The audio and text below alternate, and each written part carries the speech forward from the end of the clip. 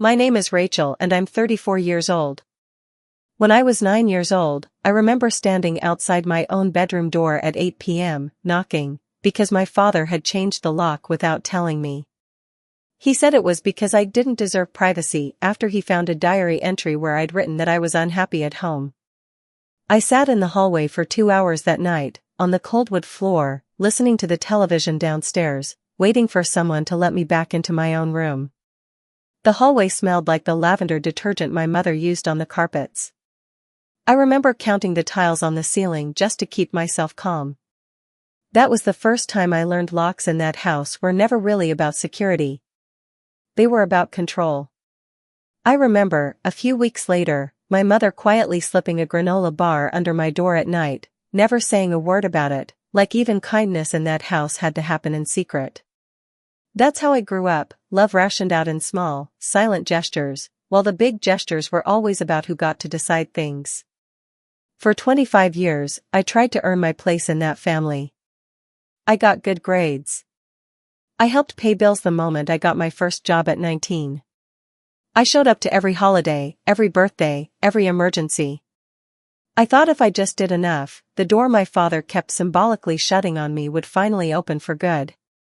It never did. 3 years ago, I met David. He's 36, an architect, and the first person who ever asked me what I wanted for dinner instead of telling me.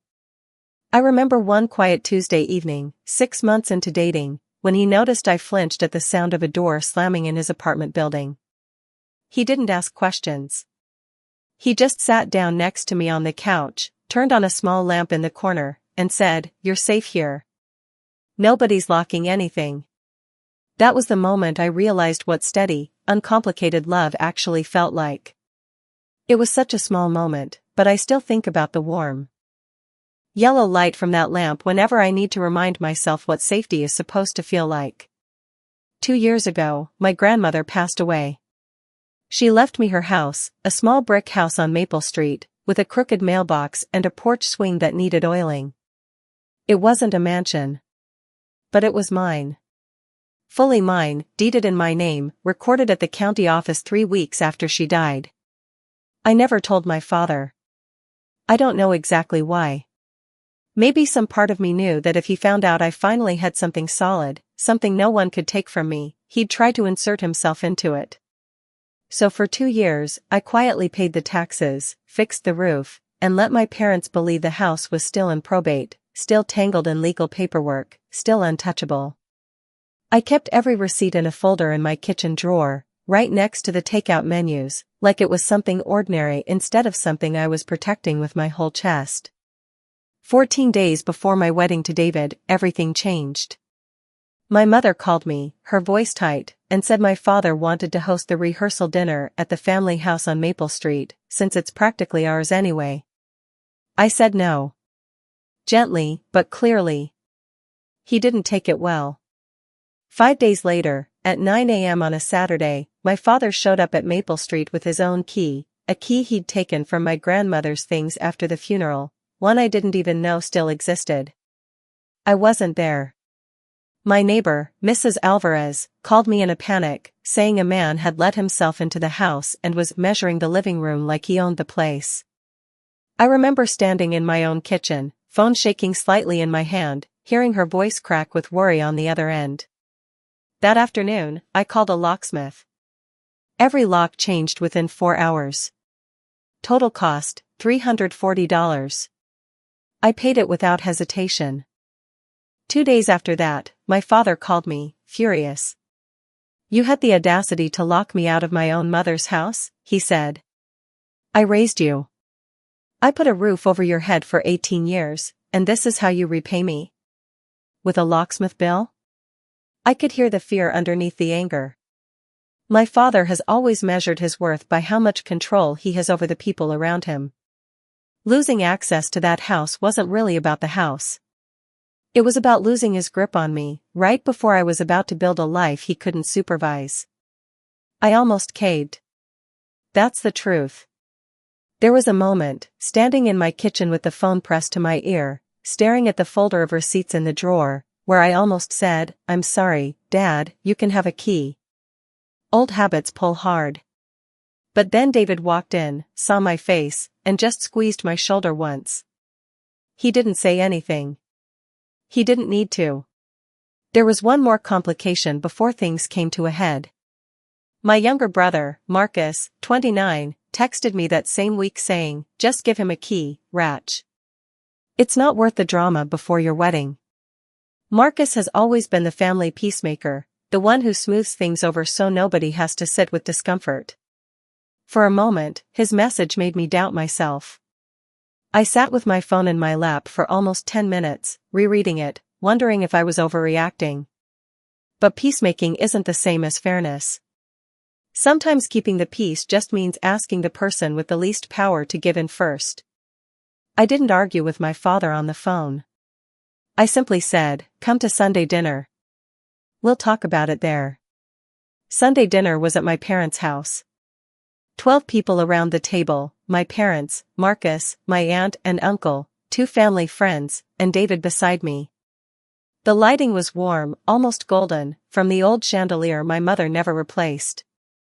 Forks clinked against plates. Someone had made pot roast. I remember the smell of rosemary filling the room, mixing with the faint smoke smell from the candles my mother always lit on Sundays. My father brought it up before dessert. "So," he said, loud enough for the table to go quiet, "are we going to talk about the locksmith bill? Or are you going to keep acting like a stranger locked me out of my own family?" The room went still. My mother's hand froze over her water glass, the ice cubes clinking softly as her fingers trembled. Marcus stared at his plate, pushing a piece of carrot around with his fork. I stayed calm. I didn't raise my voice. "You didn't get locked out of your family," I said. "You got locked out of a house that belongs to me. Fully. Legally. It has been mine for 2 years." My father blinked. "That house is still in probate." "It hasn't been in probate for 2 years, I said, quiet and even. "I have the deed. I have the tax records. I have every receipt for every repair I've made since Grandma passed. This is not a mistake. It has been mine for 2 years." Nobody said anything for a long moment. My aunt set her fork down slowly, the small clink echoing across the table. My uncle looked at my father like he was seeing him for the first time. Marcus finally looked up from his plate, his face pale, like he was recalculating everything he thought he understood about our family. One of the family friends quietly reached for her water glass, clearly unsure where to look. Even the ceiling fan seemed loud in that silence, spinning slowly above us, the only sound left in the room besides my father's breathing. My father opened his mouth twice and closed it again. Finally, he said, "I didn't know," which we both knew wasn't really true. He'd known for years I was quietly handling things at that house. He just never imagined I'd stop letting him in. I didn't gloat. I didn't raise my voice even once. I just let the silence sit there, the way his silence used to sit in that hallway when I was 9 years old, waiting outside my own door. After a moment, I softened. "You can still come to the wedding," I said. "You can still be my father. But you don't get a key to my house. Not because I'm punishing you. Because it's mine, and I get to decide who holds a key to my own life now." My mother started crying quietly. Not out of anger, I think it was relief, like something that had been stretched too tight for years had finally been allowed to loosen. My aunt reached over and rubbed her shoulder gently, and for the first time in years, nobody rushed to change the subject. 3 weeks later, David and I got married at Maple Street. Small ceremony, maybe 30 people, string lights across the porch my grandmother used to sit on every evening. The air smelled like cut grass and citronella candles. My father came. He didn't bring up the locks again. He hugged me at the end of the night and said, "Your grandmother would be proud of how you take care of things." It wasn't an apology. But it was something. 2 months after the wedding, David and I settled into a quiet rhythm at the house.